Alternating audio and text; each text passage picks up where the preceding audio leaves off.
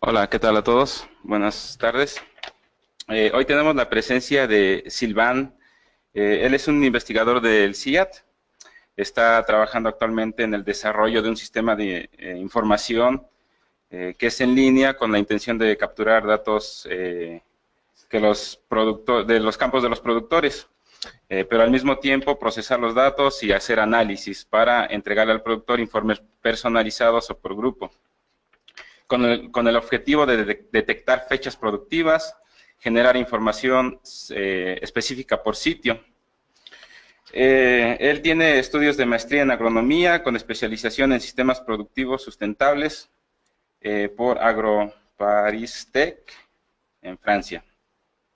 Algunos de los logros del grupo en el que trabaja en CIAT es contribuir al fortalecimiento y a la modernización de sistemas pastoriles en Francia, contribuir a la adaptación al cambio climático de fincas ganaderas en el sur de Francia, desempeño de pagos por servicios ambientales para la ganadería pastoril y el desarrollo del sistema de información AES, que es una herramienta de bajo costo y participativa para desarrollar conocimiento de un sector y ayudar a los productores en la toma de decisiones. Entonces, pues lo dejamos con Sylvain, que nos va a presentar un trabajo realizado en el estado de Guanajuato. Gracias. Gracias, Luis. Buenas tardes a todos. Voy a hablar en inglés porque así fue la solicitud. Sin embargo, en cualquier momento podemos hablar en español también, indiferente. So, good afternoon, everybody. The idea of this seminar today is to talk about some experiences that we have been having at CIAT, and also to talk about this collaboration we are having with CIMIT right now to study the BEM dataset. So I will make a presentation. Here is the plan, and at the end we can have some questions, obviously. So I will basically talk about 4 different points. The first one is this project we are having in collaboration with CIMIT, trying to add value to the BEM dataset, so Bitácora Electrónica, which is a collaboration with CIMIT that started basically last year and is connected to the MassAgro project. Then I will also talk a little bit about a data-driven extension from scratch, which is an experience we are having in Colombia with another partner, but it's also maize. And then more on the context of this kind of work regarding other players on this field, and also at the end we will mention a little bit about this big project that just started at the beginning of the year, which is the CGIAR big data platform. You may have heard about it. So let's start with the project here with CIMIT and the collaboration to add value to the Bitácora Electrónica. So the context is that the MassAgro has been collecting a lot of information on the farms and the fields participating in the project, and all this information has been organized in the Bitácora Electrónica system. So now 2 years ago we started to talk between CIAT and CIMIT about the opportunity to connect what we've been doing at CIAT with analysis technique of observational data, and try to apply it to this data set to see what we could learn and how this could enrich what has been doing in MassAgro project, right? So we started in one state to start small and see if it was working well. So this state is Guanajuato because it has a lot of data in the BEM, more than other states, and also because the hub in Guanajuato is working pretty good, so it's a good context to start and to try the system. So the objectives of this collaboration were to combine what's observational data, which is concretely the BEM, data mining techniques, and ICT tools to create this workflow so that this information that's been collected in MassAgro can be, in the end, put to the service of the producer, the extensionist, and that we can really take benefit from this information. So the idea is to deliver actionable information through local innovation networks or ICT tools to inform on site-specific limiting factors, yield limiting factors for now, response to crop climate variability, and help farmers to get closer to the yield potential. So yield potential, when I talk about yield potential, is you have to understand best achieved yield by the farmers. I'm not talking about the yield potential as in the literature, which is more about genetics and the potential of the plant. I'm more talking about the best we can do in each region in the reality, right? And also to help farmers better manage the climate variability, to become more resilient to this changing climate we are experiencing, and also to try to optimize or reduce their costs based on this benchmarking we are operating between the different producers. So for now, we have been running this pilot study in Guanajuato, and concretely right now we are starting to expand it to other states to see if it works the same way, and also to try to beneficiate from having a wider region, because I guess you all perfectly know that when you limit yourself to administrative boundaries, it doesn't necessarily represent well the environmental condition the farmers are working with. So we want to expand also the use of the data set so that we can use more viability and do not limit ourselves. So we always have to start with the same step, which is building our analysis unit, which we call the cropping events. So a cropping event is basically a harvest associated to everything that happened to the crop before it was harvested. Okay, so it means concretely in one field, each time we sow and harvest, we are generating a cropping event, right? And the cropping events, we want to have them characterized with as much detail as possible in terms of the climate, the soil, and the crop management, with the idea that these are basically the factors that would determine the yield in the end. Some factors are less controllable than others. So in the end, we are more interested in those ones because those ones can be modified by the farmers because it has control on it. Those ones are a little bit more complicated. We can do something about it, but it's a little bit more complicated.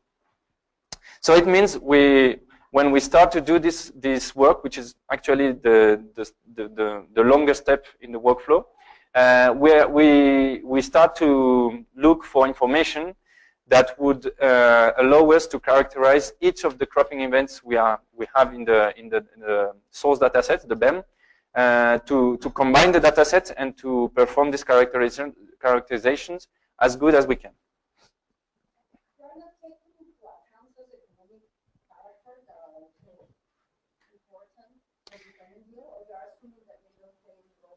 No, so up to now we've been always targeting yield. Like what we want is to optimize yield, but we perfectly know that in the end, what matters to the farmers are economics, and if it's profitable to have this or this level of yield. So, but I mean, the level of complexity has to be related to the data you're having. So, so I mean, for now we've been studying only yield and trying to assess the differences in yield between the producers or the farmers, so that we can see where is the yield gap. But the second step is then to try to estimate the profitability of the recommendation we are providing for the farmers. So fortunately, in the BEM, there are economic data, and so about cost. I don't know if also about sellings, but I mean we have not yet started to dig into it. But this is the idea. And actually, I was talking to Luis just right before that I will be interested very soon to learn what you guys have been doing in regarding the economic data of the BEM, not to repeat it, obviously, and to combine it. So that's a discussion that we definitely have to have. But in your model, the model that you show, for explaining the yield, you consider climate, you consider soil, you consider management, but you are not considering social traits, demographic traits that are also in the BEM.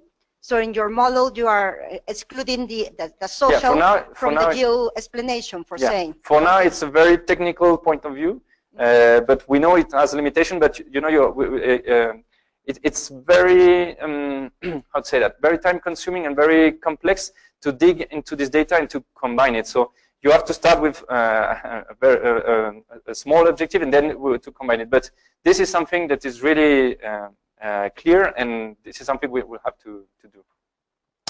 Okay, so then starting with this characterization, we usually look for weather data coming from weather stations and at daily resolution. So in this case, in Guanajuato, several networks exist. We have INIFAP, we have EMAS. There was a diversity of existing networks. So we screened for the most usable weather stations, and then we applied basically this processing, which is about checking data quality following the guidelines of the World Meteorological Organization. So classical problem, time delays, sparse data, outliers. Then screening the weather stations for the ones that actually has information in the time window we are interested in, and that are close enough to the crops, to the cropping events, so that we can consider that they could characterize those cropping events. Then we perform a weather station cropping event allocation by variable, because we consider 5 variables, which is maximum temperature, minimum temperatures, precipitations, relative humidity, and solar radiation. And each of these variables has a specific behavior and spatial behavior. And so this relationship between weather stations and cropping events, we do it by variable because, for example, for temperatures, you can tolerate a distance to the station much bigger than for rain, or this kind of rules, you know. So this is an improvement we've been doing comparing to what we were doing before. It's to do it by variable so that you can adjust the rules and the thresholds you can tolerate for this association. And then when we have finally for each of the remaining cropping events a weather station allocated, then we perform the estimation of missing values, because obviously when you work at daily resolution, you always have some missing values. And then the calculation of weather indicators that are in the end the variables that will take part in the model, in the final model. So this is a map of the state of Guanajuato, where we have in the triangles are weather stations, and the crosses and the dots are cropping events, well, fields where we have cropping events, okay? And this is the result of the association between weather stations and cropping events. So the color represents the association between one station and the cropping events. And the red crosses and so the red triangles are weather stations that were finally not usable. And the crosses are cropping events that we had to discard because they were too far from a weather station, or they were close to a weather station that has no data in the time window. Any reason that made that in the end it was not possible to have a good weather characterization. So you see that we have losses, a lot of losses, but it's necessary to preserve a certain level of accuracy. So these pictures is just for people that are not very used to data management and scripts and algorithm, to represent what the script is doing. So basically we have this, which is the weather series. The series, for example, this is minimum temperatures in this station. So the blue dots are the estimated data, and the red ones are the original data measured. And then so the script basically cut the corresponding time window for each of the cropping events from sowing to harvest. And it does it repeatedly for each of the cropping events. Okay. And then regarding soil, in the case of Guanajuato, there are soil analysis existing, but it was very hard to use specific soil analysis because they didn't systematically coincide with the cropping events. So if we would have done that, we would have lost, I don't know, maybe 80% of the data set.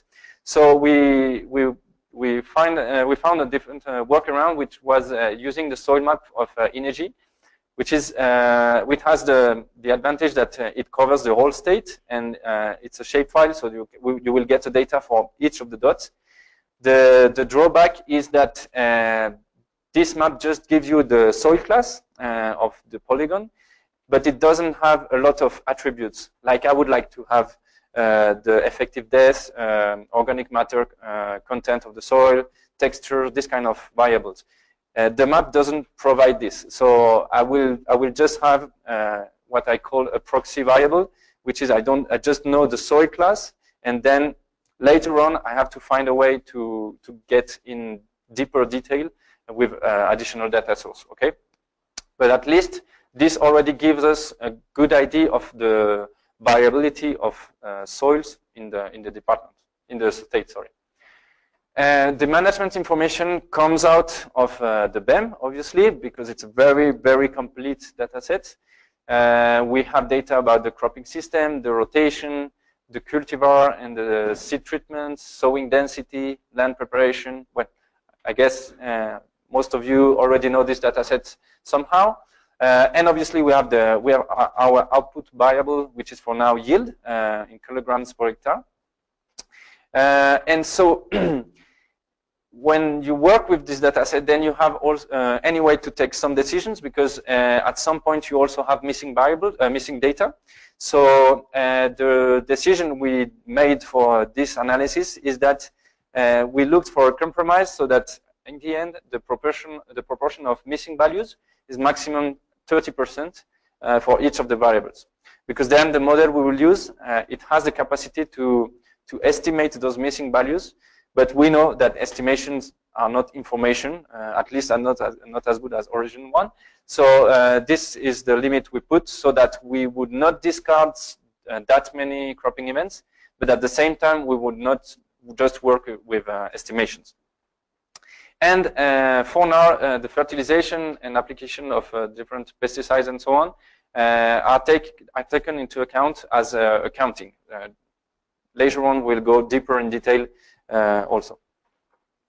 And so now we have 44 variables, 11 from climate variables, just one for soil. As I said, we just have this proxy variable, and 30 management variables coming out of the BEM.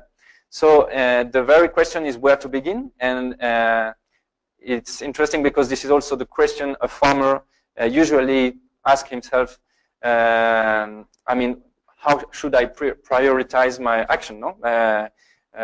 So this is what the kind of question we want to answer, and this is where data mining techniques are interesting to assess the variable importance in the model, as I will explain. So this is for you to see the table of the 44 variables with their descriptions. So this, in theory, could be longer, could be shorter. This is really the decision of the analyst. If you want to focus on a specific topic, or if you want just to put all the variables to see what comes out. Okay, so I will show one analysis, but in the end, you never do just one. You do many of them, because you try. No, it's try and error. So you could have a different list. This is just to get an idea. So big data is all about combining data sets, right? But this means losing part of the data on the way, as I said before, when you saw on the map the red crosses, and also because we are working with real human-generated data, we have losses. So in this case, the query for Guanajuato delivers about 4,700 records. And then when you filter for what we're looking for, so records for grain, corn grain, with sowing and harvest date complete, and then the ones that remains after the weather characterization and the combining with the weather dataset, it's about 1,049. And this is normal, but it's just because it's important, because when you go and start to talk about this kind of methodology with a partner, they usually they are very excited about the data set because they have this in mind. But then we have to know that in the end, we usually work with this. And this can be improved because if you can find another weather network, better soil data, then you can try to recover more data. And that's a fight that we are always having. But this is also the reality. Okay. Okay. And so also, if I would be less stringent with the rules I put for the weather characterization or any rule, I could have a bigger number here. But that's what I say here. It's all about the compromise between conserving, keeping a good part of the data sets, but having some level of accuracy. So it's just about finding this compromise. So in the case of the BEM data set, with a very simple exploration, you quickly realize that you have several populations that coexist in the data set. In this case, it corresponds to temporal riego, imputar riego, different cropping systems. And they behave really differently. So we will not analyze them together, but obviously we'll have specific analysis because we have to compare what is comparable. So this is an example of the results we are obtaining. We are obtaining from the model. So in this case, this is for rain-fed maize, temporal, with 496 cropping events analyzed. The model we use is a random forest with those parameters, for those who know. So we are growing 2,000 trees with a third of the parameters at each node used for the selection. And very important, so we have this model, which is random forest, and it will provide an estimation of the variable importance at the end. But because of the quality of the data we are using, and because of the methodology, which is a little bit unstable, we run this 100 times so that at the end we have an average answer. Okay, because if you run just one random forest, you might have a different answer than I have. But it's important to do more runs, and then you have a kind of a consensus. Okay. So this is the performance of the model, which can be translated as with those 44 parameters, we were able to explain about 65% of the variability of the output variable, which is the yield. And on that graph, what we see is the importance of the variables in this explanation. So the ones that have the highest scores are the most interesting for us, because it means that they contribute more to the explanation of the variability of the yield. So when you translate it in agronomical words, it means that those ones might be the most limiting factors, yield factors, for the ones that the cropping events that are not in optimum conditions regarding those factors. So the first variable is the soil class coming out from the INEGI map, and then we have the cultivar, and then two very related variables about plant density.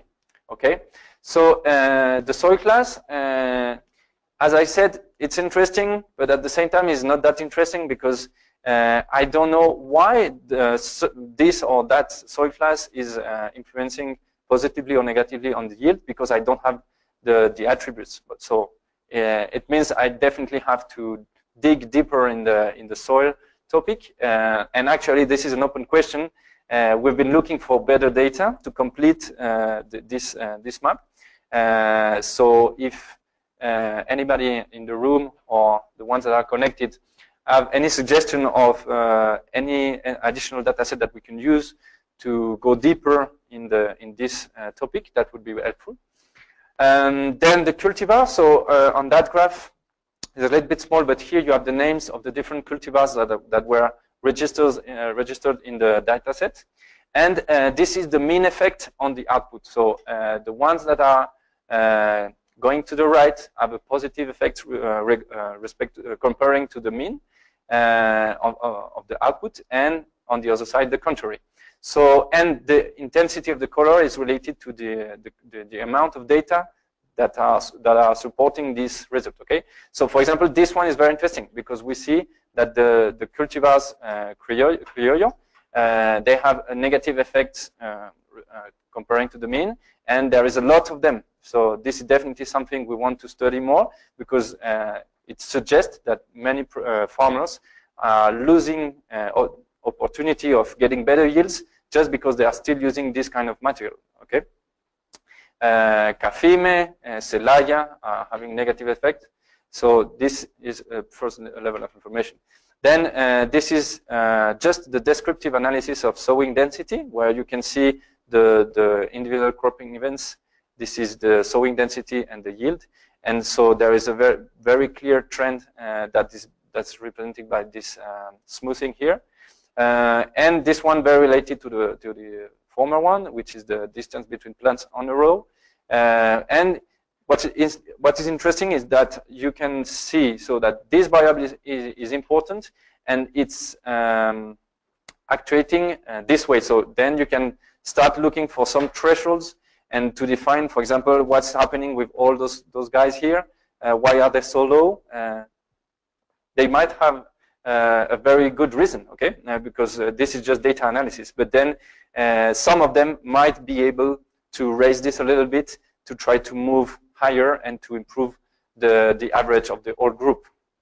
So this was for temporal rain-fed maize, and this is for irrigated maize. It has about the same amount of data. We use the same model with the same parameters, and we explain about the same, 70% of the variability with the model. The results are very comparable. The soil class comes out as the first and the most relevant variable, and then also the cultivar, and then we have the average of solar energy that has been received by the crop, with a very interesting trend also. Sometimes this red curve, which is a smoothing, exaggerates a lot the trend, but in this case, it's pretty clear also here, you know. So in that sense, I have to say that it was very pleasant to work with the BEM dataset because it's a coherent, you know. Sometimes I just get a big cloud here and nothing clear because who knows? Because maybe the data was not taken very good, any reason.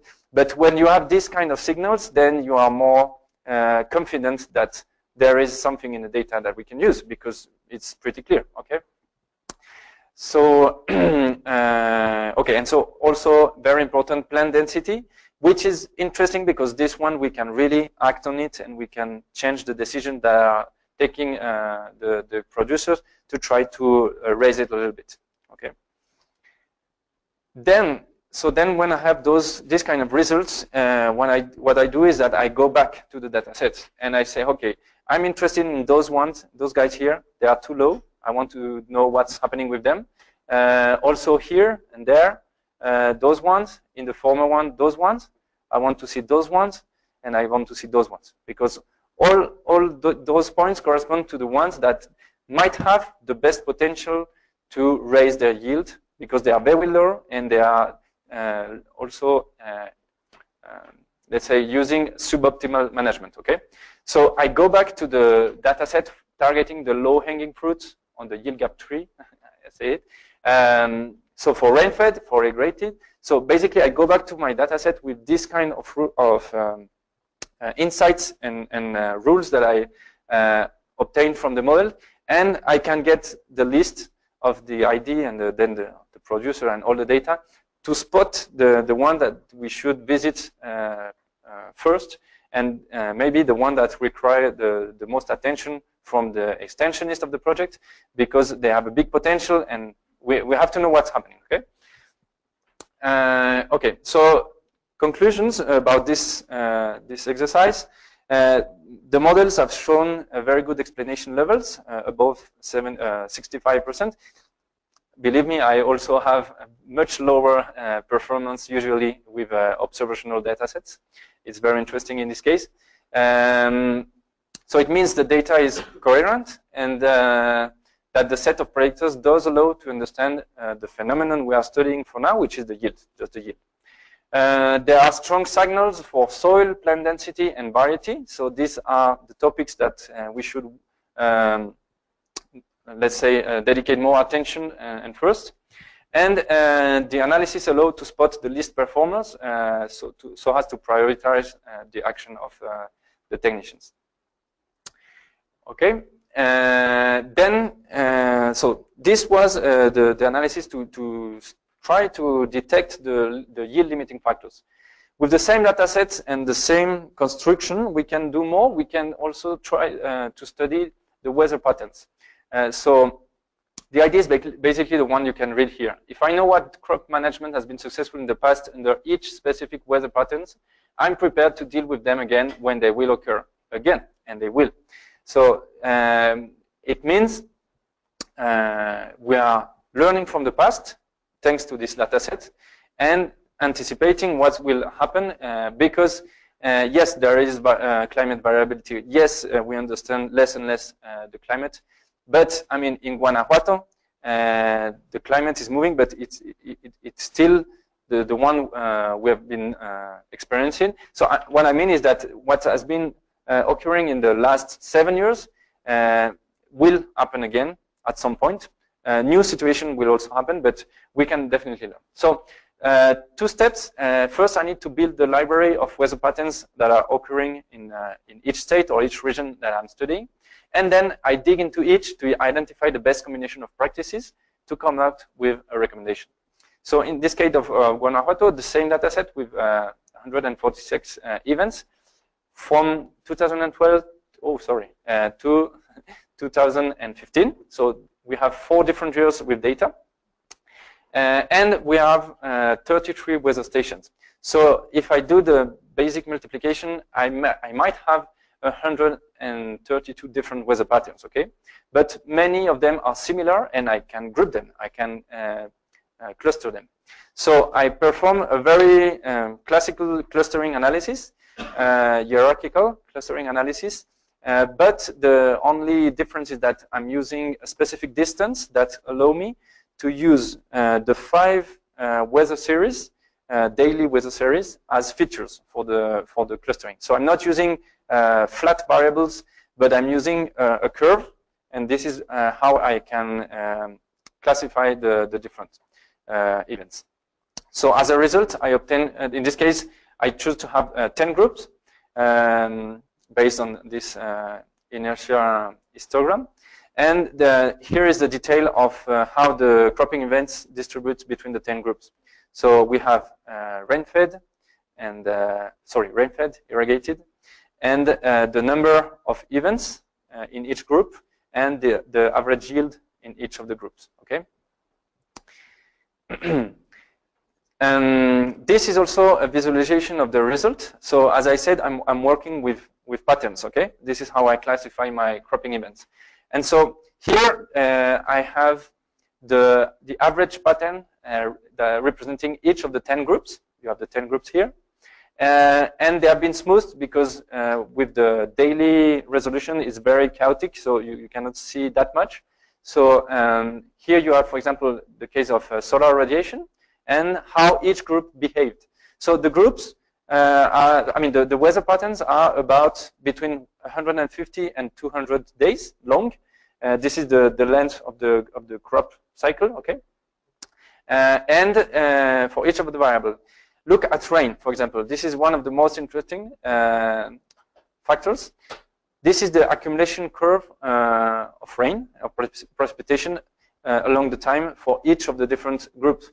So, for example, this green one here, which might be the 4, accumulated rain pretty, regularly, and ends up with a very high amounts of rain accumulated. Whereas, for example, this other one here end up with very low precipitation levels.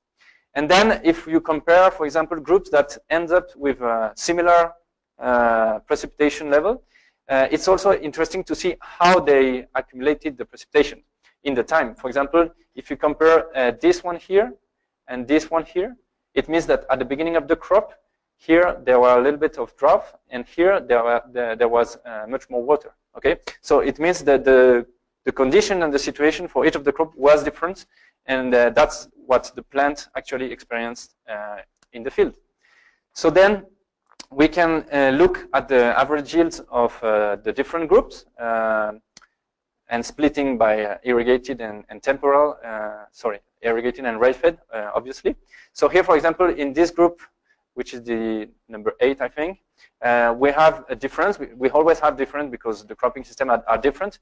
But for example, note that the difference here is much less than in this case, the group 2, or in this case, or in this case. Okay. So and also you can compare between rain-fed and rain-fed, for example, the levels of yield that were achieved by the farmers under each of the situations. This is interesting because, for example, if a pattern like a weather pattern like this one would occur again, then we know that in the existing condition and with the existing management, on average, we will not get higher yields than 5 tons per hectare in Guanajuato, because this is what have been observed in the past. So it means that, for example, a farmer can adjust the input level he will put in the crop because he knows that his potential yield, as I understand it, so remember what I said at the beginning, the maximum yield he can achieve is not higher than 5. While in a situation like the weather pattern 8, he can expect better yields. So he can put more in the crop, more nitrogen, more anything, because he knows that there is a better opportunity. And also very important, in time, so between the, so here we have the different years. The patterns, some of them are repeating themselves, some others not. So I'm good with them. So for example, here we see that the weather pattern number 1 repeats almost every year. It's a very common weather pattern. It might be associated with specific weather stations. We don't know. We could look for it. But then you have the weather pattern, like for example the number 8 or number 6, that are less common, and they occur just once or twice. But the important thing is that some of them are repeating. So we can learn from what happened here under conditions weather pattern 1 to improve our management for next seasons, because we know that it will happen again. Okay, and then, for example, this is cluster 1, this is cluster 2, and this is the performance of the different cultivars. So in cluster 1, for example, we had a good performance of cultivar Cimarron, while in cluster 2 it was, well, Cimarron was also good. I had one, I don't remember. Asgro Puma, for example. Asgro Puma was pretty okay under cluster 1, and in cluster 2 it was really not that good as in cluster 1. So with this, I want to show that we can actually spot management practices that are more favorable under specific weather patterns and not favorable under another one. Okay. Conclusion of this, it was possible to find relevant clusters. We can provide an enhanced reading of the climate variability because we are characterizing it with the clusters. The patterns actually repeat themselves, so we can learn from the past. And okay, so if then we think in the future, if we have a forecast, it will be very much easier to use this, because then you can compare the forecast to your library, and you can determine which of the clusters best adjust to what is supposedly will happen, and you can do. But it can also deliver information for tactical decisions in the middle of the crop cycle, for example, grain or silage, depending on what has been achieved in the past under a specific weather pattern that is occurring again, because, for example, I don't know, 40 days after sowing, you already know on what curve you are, more or less. So then you can take a decision, because you know under this pattern, for example, silage was good and grain was bad. Let's take the decisions, things like this, okay? And so last year, we've been in Guanajuato with the Masagro team to meet with the farmers and the extensionists and to get some feedback from them, to get an idea how they see this information. Is it useful? How can we improve it, complete it, and also to make a census of what other kind of information they could need and we could produce out of this data set. Okay, now I will shift to the second example. I will go a little bit faster, I think. So this is in Colombia, also on maize. And with this partner, FENALCE, which is the Grower Association of Maize and Cereals, we started to work with them back in 2014, and at that time they didn't have any data. Okay, so we had to start from scratch and to start with the data collection. After 2 years, we were able to produce the first analysis. As for Mexico, we had good explanation levels with specific factors I will explain now. In 2016, the partner took over the web platform, which was the tool to do the data collection. So it now has it on its own server, and it's also renamed it. So it's a good example of appropriation. I mean, they took it from us, which is the ID. And in this year, we are about to implement field trials to evaluate how good is our recommendation. So this was the process. If you don't have any data, it's better to start later than never. We all know that data will be very important in the future. So with them, we basically said that, I mean, you have to start now because it will be very rewardful in the next years. So we use the web platform so that we have validations and, I mean, the standards that how you can collect that data now, avoiding all the problems of paper and so on. And this is the map of the department of Cordoba in the north of Colombia, where you can see the points mapped with the weather station. Same process as the one I described. Where right now we have about 800 cropping events. This was the result we get in Cordoba, about 40% of explanation. And in that case, it was about the slope and draining of the fields that was very relevant. Also, the application of phosphorus, the harvesting methods, with harvesting with combine being more favorable, and the plant density also, with some of the farmers still very low, and so with the recommendation that they could raise it.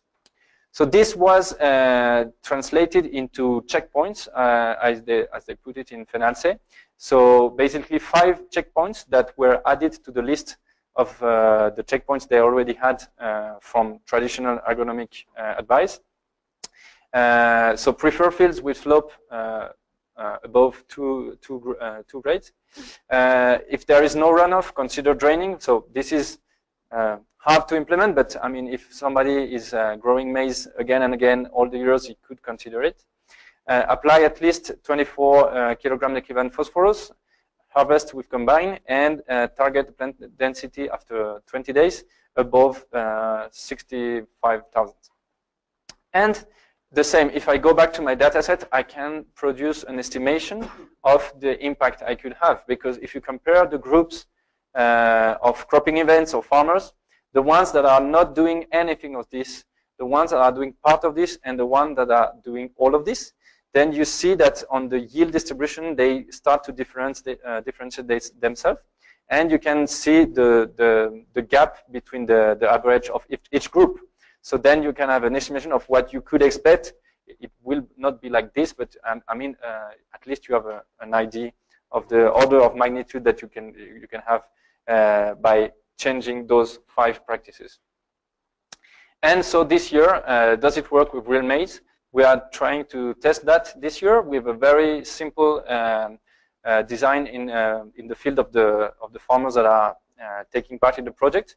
And so we have an experimental strip where we will have all the 5 practices done as the system suggests. And outside this, we have the normal management to see if we can come out with a good differentiation.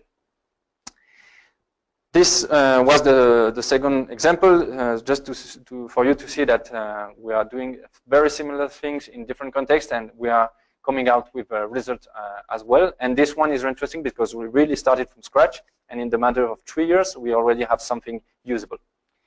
Now, when we are talking about data analysis, plugging it into traditional agronomical research, science, and when you see what I presented, you might say this is very similar to something I saw on the web, a private company that's offering, I don't know, NDVI maps, yield predictions, data collection, all these kind of services, okay? And here you have a small overview of this is a flourishing market of promise I put here.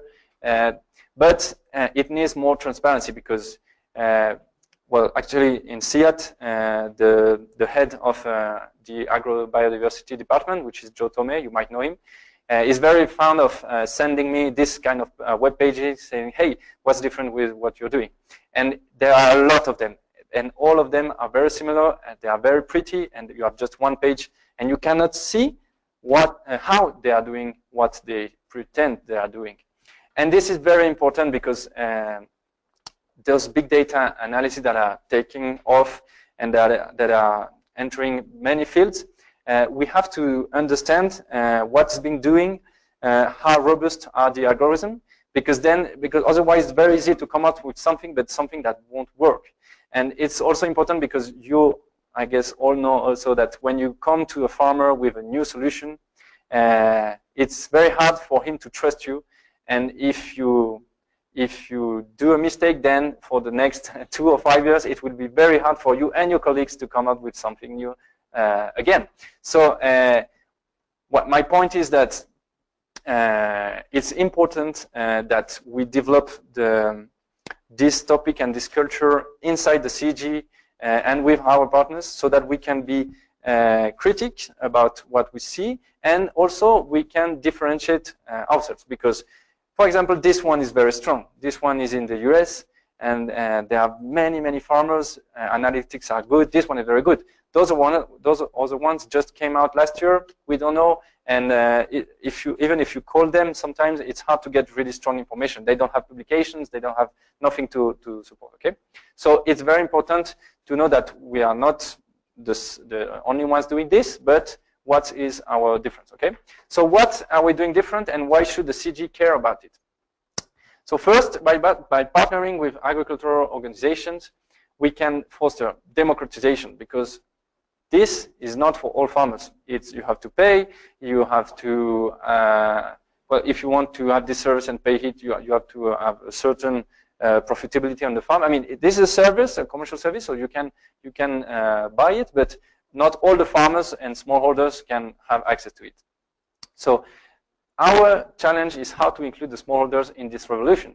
So how to generate the data, how to deliver the messages, how to make them understand the basics of data-driven agronomics so that they can understand what we are telling them and where it comes from. Also, by doing this with agricultural organizations, we can do capacity building for autonomous operation and better understanding on their side. So organization can adopt the approach, provide basic services to their members, and better advise their members also on the existing services I mentioned.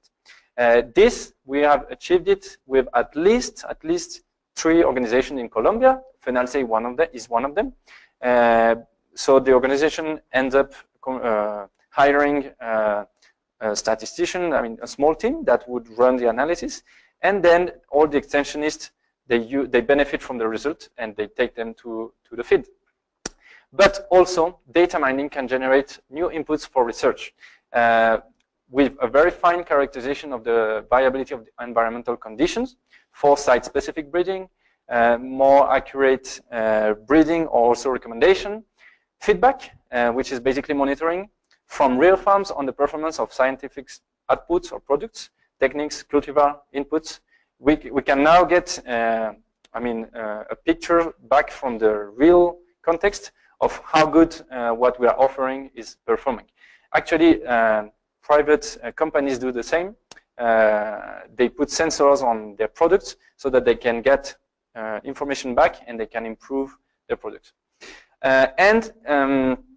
This is an example of a study in Brazil on upland rice, where they used a very similar approach to take advantage of this very fine characterization of the environmental conditions to redefine the priorities of the breeding strategy to be more accurate and more successful in releasing upland rice material that would actually work under the farmers' conditions. Okay, and to finish, just a little bit about this CGIAR big data platform. So this is a project that comes out of the new CRP's agenda, and it started at the beginning of the year. It's called, the leaders are CIAT and IFPRI, and the idea is how we put data science to the service of world agriculture. It was a proposal, now it's a reality, just for you to know that it has started, and the team is trying to organize this to put it at work. Very important, because in the interaction we have been having, there is confusion. It is not a web platform, it is not an application, and it is not a data center. Okay, it's a platform, meaning it's an innovation platform. The confusion has been around, so that's why I mentioned this. For now, 5 community of practices have been initiated. One on crop modeling, which is led by Matthew Reynolds here. Data-driven agronomy is led by Daniel Jimenez, who is my boss at CIAT, the leader of the team. Geospatial data, ontologies, and socio-economical data. Gideon is leading this one. Gideon, if you want to say some words, you're welcome on the stage. And the main objectives are to put together the team working on that frontier of the science and the data analysis, to share solutions, foster innovation, and accelerate the adoption. So this is what they call Combine. Inspire, so we want to showcase inspiring example of similar exercise as the one I showed. Very powerful analysis that has good impact in the fields. And actually, they are launching an inspiring prize, which are about $100,000 US to start with. So there will be a competition, and the winners take this to start taking this forward, and then there is including more support to really develop the idea and have it working. And also organize, which is about spreading the good practices in terms of how you handle with the data, how you connect it, how you share it, which is very important if you want this to work. So this is the inception year. So it's right now, I mean, the leaders are very interesting for people to opt in and to contribute and to appropriate this platform, because as I put here, it's not a classroom. I mean, I don't have the knowledge about data analysis. I'm practicing it, and I'm trying to be good at that. But I mean, we are perfectly aware that data analysis has been around for a good while, and now it's kind of crystallizing. But we want all the contributions to come in, so that it's more about a marketplace where we can share ideas and share methodology and good practices. Okay. And just to end up and to kind of a justification why we want this to be so so participative, the platform. I mean, data mining is very challenging, and it requires a lot of creativity and open minds. I did this analogy. Let's see if it works. I mean, for me, it's like fishing. Okay, you go in this data set and you want to fish for very good signals and trends and useful messages. Okay.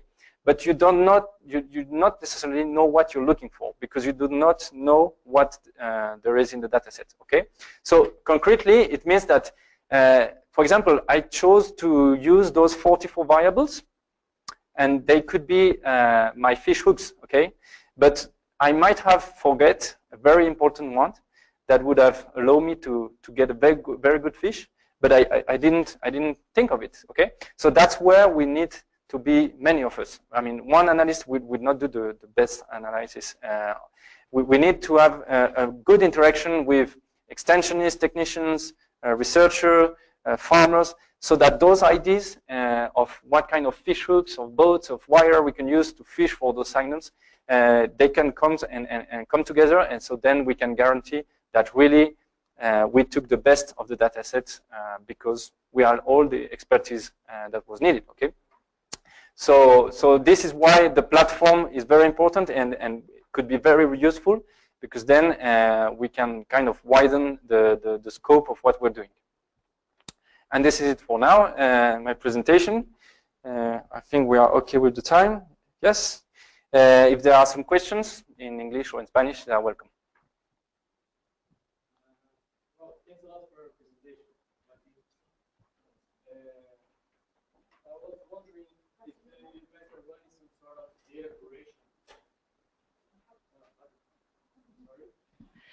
I'm wondering if you guys are running some sort of data curation with the BAM data, specifically for youth. Data correlation. Curation, data cleaning. Curation, yes, of course.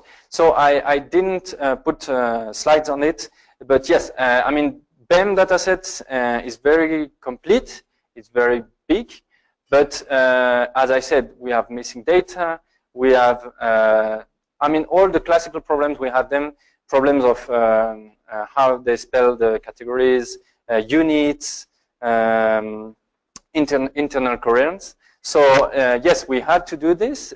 For the dataset of Guanajuato, we did it a little bit manually. And now that we are scaling this up, we are automatizing it in scripts so that the corrections and filtering, because in the end, when you do that, you end up discarding a lot of data, but it's necessary. And so we will put it in script so that it's transparent and it's you can repeat it very easily. No, perhaps I wasn't so clear.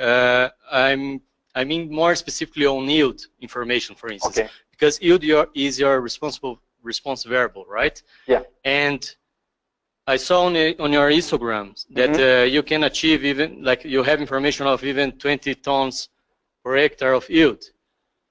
Yes. I don't know if I saw right. Here.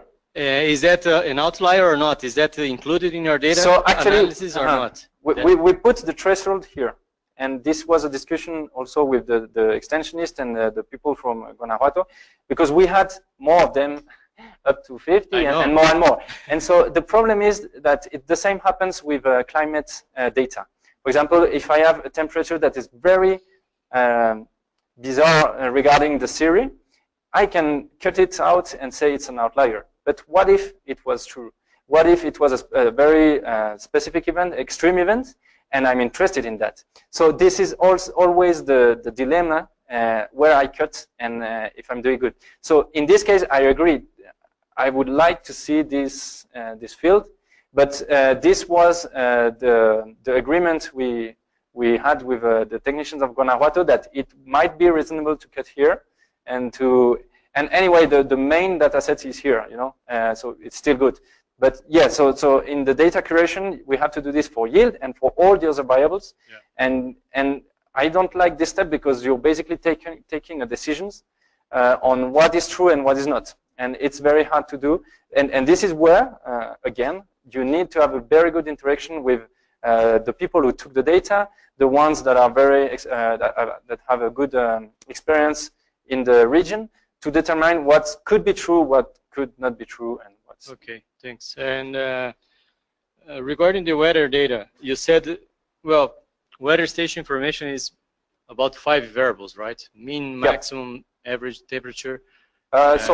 These are 5 raw variables: minimum, maximum temperature, precipitation. Yes. And then it ends up in 11. Sorry, where am I? I guess I missed that. Why 11 variables. Okay. So if you want to see them, they are here. So we have basically, for example, this is the total precipitation accumulated on the crop cycle. This is the frequency of rains above 10 millimeters. Okay, you calculated some variables. Yeah, yeah. This is the last step here. Here. No, sorry. Okay. Perhaps you should do some multicollinearity analysis to see if they are correlated or not. Maybe your inputs the same information on your. Yes, so there are autocorrelation, and for example, this algorithm, random forest, is not very robust to that. I know. So what it will do, for example, we have here distance between plants and sowing density, which are very correlated, and so they come up like together. Okay. We have another one which is a variant of this one, which is called conditional forest. It's more robust to this because it's somehow able to figure out about autocorrelation and also spurious correlation. Unfortunately, the other one is very limited. I mean, you cannot run more than 500 records. Then, I mean, it would just not run. So for now, we are using this one because it's very flexible, and we know about this limitation. So in the interpretation, we are aware of this.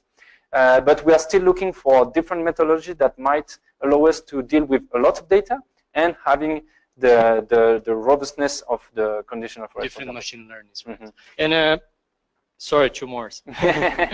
The 75% of R squared, that's for fitting. This one? 75 or 70% of R squared, that's for fitting, right? Did you run some cross-validation on that? So this is... that's for adjusted. You adjusted the model. This is. It gave you that, right? Yeah, it's a good question. So this is not for prediction. Yeah, we are not using. No, I know. And then you have training and validation. That's what you mean, okay? Yeah. And this one is for validation. It's on the validation data set. This is for the cross validation. Yeah. Okay. But then, and there is a very interesting paper about this. You can use, usually those algorithms are used for prediction, and we are using it for explanation, like to dig into the data set and the relationships and to explain. So these are very different uses, and according to what you pretend to do, you have to check if I mean the algorithm is okay and the data is okay. Okay, and well, last one. You mentioned about if we happen to know some data set that you could be using on this approach, why not use the NDVI information from GreenSat, which is it's a platform from Masagro as well, and yes. I'm pretty sure that it could improve your modeling. Yes, actually when we did the field trip to Guanajuato, this came out as a requirement. They would like to see the map, and we could use it you might know the studies of David Lobel. So he used this the same way to estimate yield and to try to reconstruct data sets that it can learn from. And so this is very interesting, yes. And here we have the opportunity that you guys are already working on that and you have everything set up. So at some point we should try to connect this because it would be interesting to maybe to estimate some missing data, to cross-validate between what the satellite can see and what the BEM is seeing. Yeah. Okay. Especially on the yield, for example, that you mentioned, where to cut. We could use the satellite also to see if what is reported on the BEM is true or false. You can see a lot of rubbish, actually. Okay, thanks. Thanks a lot. Thank you. Other questions? Yeah.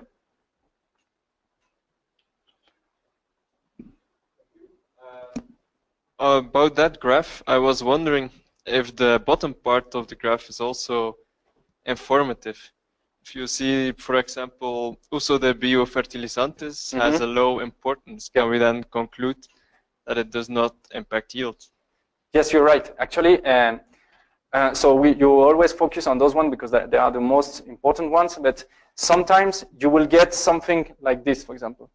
You see, so that the variables are not really distinguishing themselves that clearly, and sometimes then you have a group of variables that's really, more important. So it's clearer, okay. But what is actually saying this graph is that you should consider the variables. This one with this level of importance, and this one, and this one, and this one. But for example, those ones we shouldn't forget them. They are also playing a role, just that it's a little bit lower than the first ones.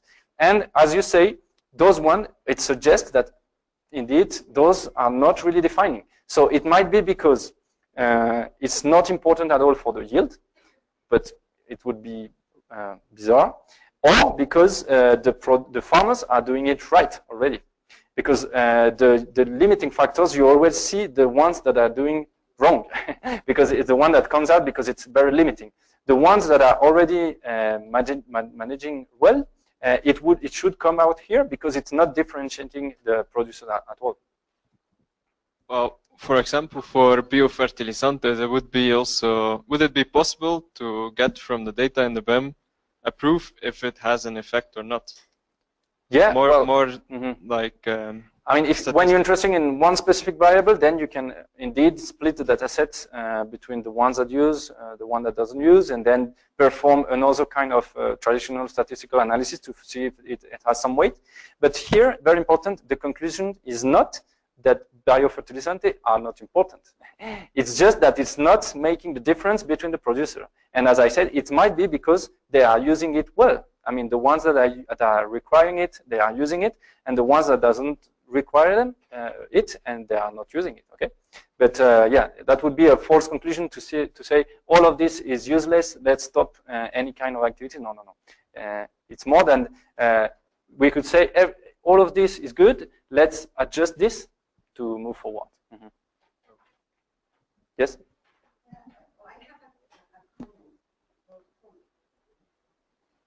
Comments. I always have problems with this type of models because I think that the scale is very important. And when you went to Guanajuato, you realize that there are several regions there. Your conclusions is about a whole state, where there's a lot of regions in which the dynamic about the explanation how climate management and soil is playing a role, it's different. And in some way or another, when I was seeing that the most relevant variable is soil class perhaps is bringing things about the regions that you are not taking into consideration with the model.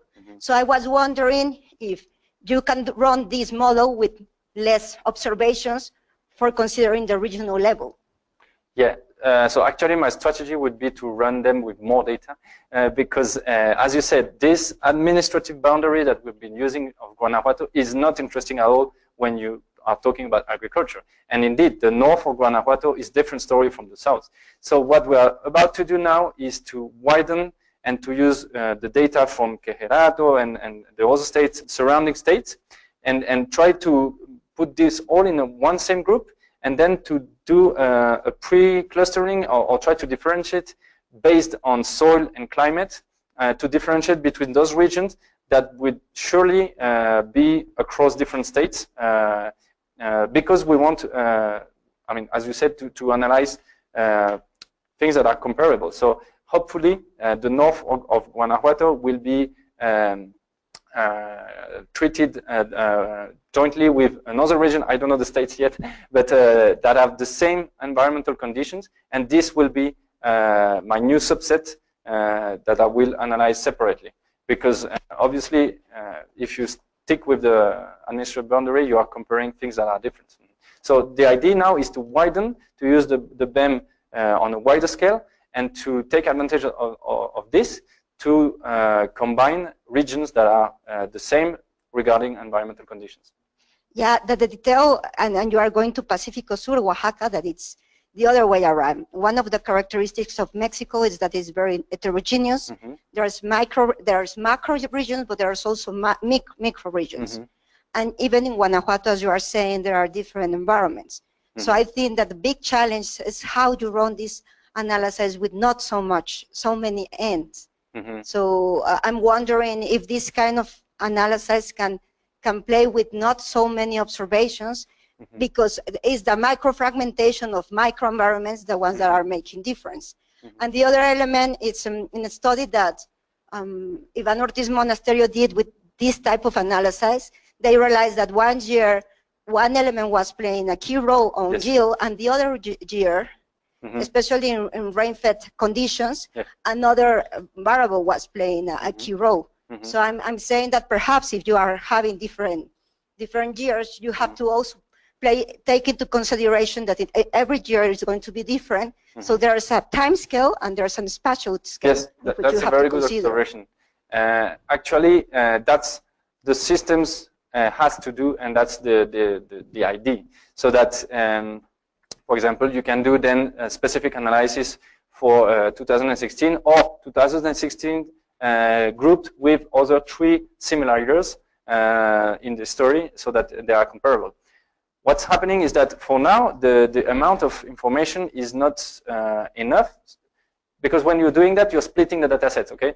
For example, Guanajuato, then north of Guanajuato, south, then the ones that are using, for example, biofertilizante thing, and then a specific year, and you end up with 30 data. And those models are not robust at all with a low amount of data. So we might use a different model, but also when you end up, for example, with those 30 data, they doesn't correspond to any experimental design. So for the statistical approach, the traditional one, you will miss a lot of requirements for the traditional models. So it would be very hard.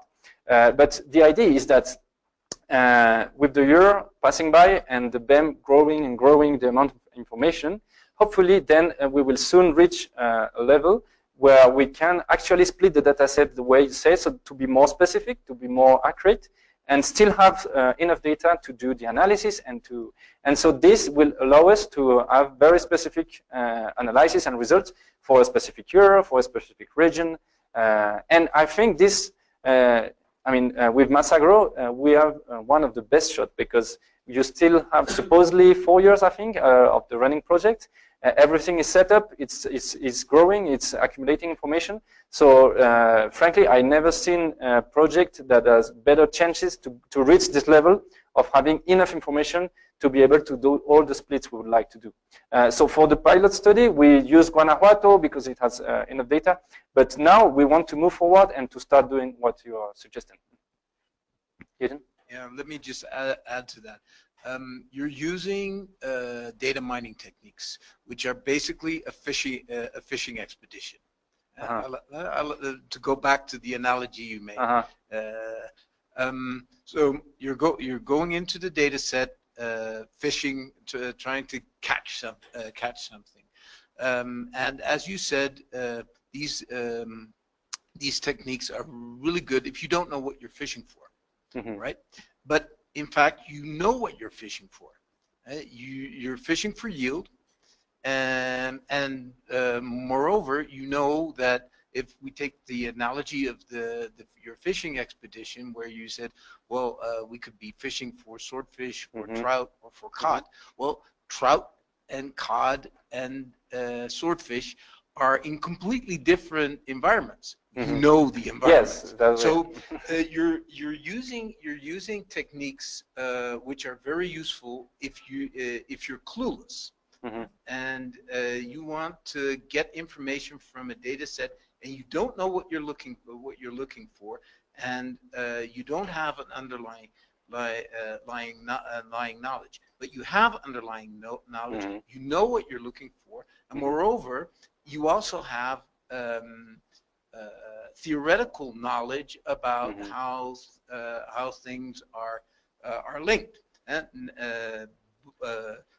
both in terms of your biophysical relationships and what plays a role, as well as your socioeconomic relationships. And you're looking at, if you look at your at the random forest results, you get a lot of the management aspects are way down in at the bottom. Why is that? Because it's not differentiating it there. Why is that? Because farmers cannot look into the future, so they are applying what they think on average will be best, and in 1 year it'll be good, and in 1 year it will be a bad decision. But they cannot look into the future, nor just as we cannot look into the future, and nobody can look into the future. And that is, and they're using certain management practices to manage not just their crops but also their risk.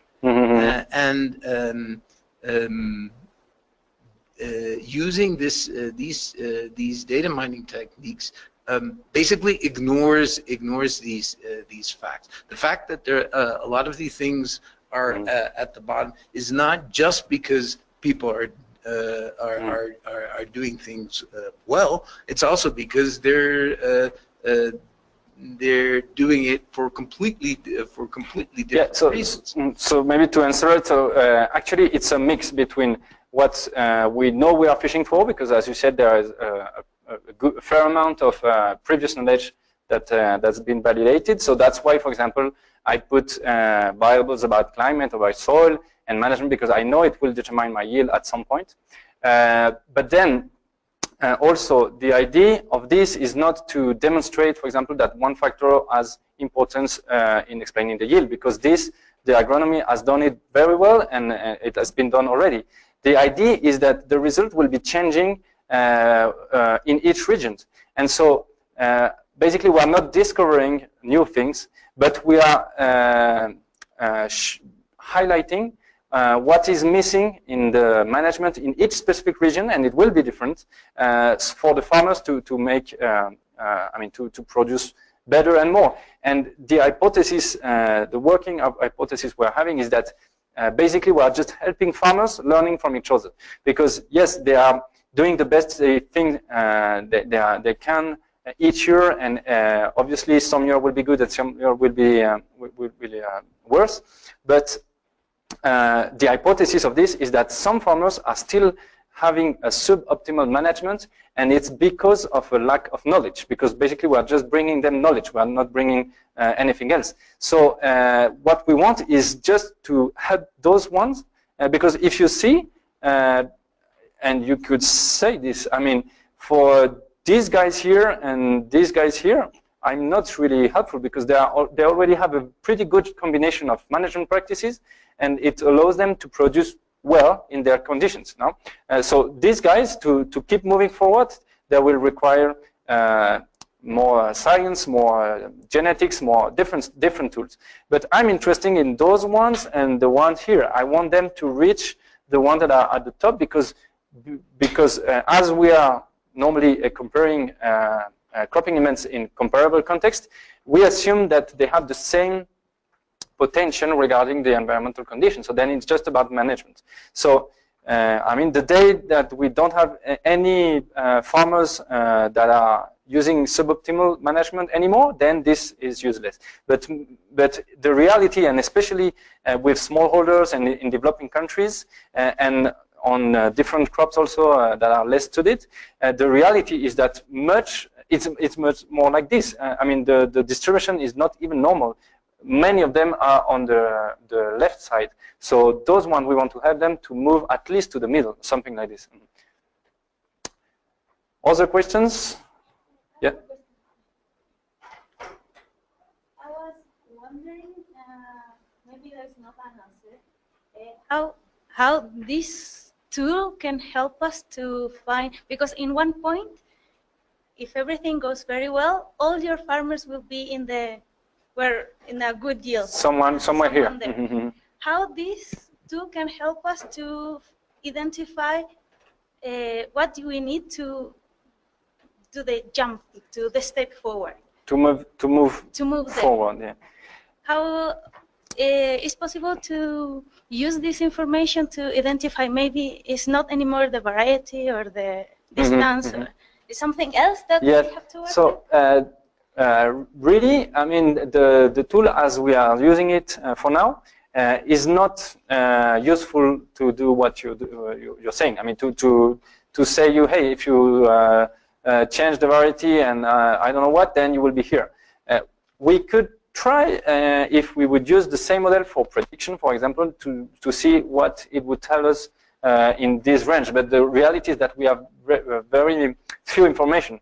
Now, in the conceptualization of this tool, the idea is that then, let's say those guys start moving here, okay? And those ones, they are moving here, but because of other advices, other tools, that they would receive from traditional agronomical science, I don't know, then they will keep on teaching on the other ones how to move forward, okay? But we kind of need to have this rabbit here to follow him, otherwise we are not able to say. So this is a clear limitation of the tool. I mean, it won't help those guys to go further, really. Yes? My question is about the data. I read, maybe I read it bad, about the collecting data coming from 2014. 2014. Yes. So because there are more ancient data. By example, the NIT of the meteorological station is called CLICOM. Maybe you can find information about 1950, but there is on really time online. Okay, so you need to go to the Meteorológico Nacional and ask for the new climate data. Okay. So the 2014 limitation is more because of the BEM. We don't have cropping events information before 2014, but the weather station we used, they also have information before this year. So let's say we find a different project that has a BEM, but for before, we could plug it in. But for now, the limitation is just because the BEM really start to have good data from 2014 onwards. So that's the reason. The market. I see the chart about the sowing density and yield. I think it's not enough for making the decisions. I think you need to take another variable, for example, the cost of the production, because it means also that if you have more density, means more cost production. Also, you need more market price. Yes. So maybe it's another. Yes. This is the next level of detail we want to achieve, and actually, I will have a student working on this, and I hope we can have a good interaction with the economic team of CIMIT because in the end, what we would like to deliver is like. Hey, if you change, for example, your sowing density, you raise it by, I don't know, 1,000 plants, 2,000 plants, it will cost you that much. You can expect to have that much yield extra. And then this, according to the price projected for this year, could mean an earning of that much money. And so in the end, we would like to deliver, I mean, the gain in productivity and in profitability. So that in the end, because anyway, in the end, the decision will be made by the farmer because you're the one who decides. And so then he can make his decisions having a good idea of the estimation of what he could get and how much, for example, he should raise the sowing density without entering sub-optimal profitability, for example. I mean, excess. And so this, we want to work on this in the next month to be able to deliver this message. And also, as you said, I mean, the conclusion we put here, these are not ready to use recommendations. Because, for example, this sowing density issue, we want to have like the extra understanding from the local extensionist, because you might have a problem of pest and disease, you might have many problems. But what we are almost sure of is that someone can benefit from this, because it's impossible that all those ones that here have a good reason to remain so low and to produce such a low yield. So we won't, maybe we won't help all of the farmers and all the ones that are here on that tail, but some of them will benefit from it. And if we achieve to have them, I mean, improving a little bit, all the group will improve, and we want to start this iterative process of improvement. Okay, any other question? Let's close then here. Thank you very much for coming and for your questions, and thank you.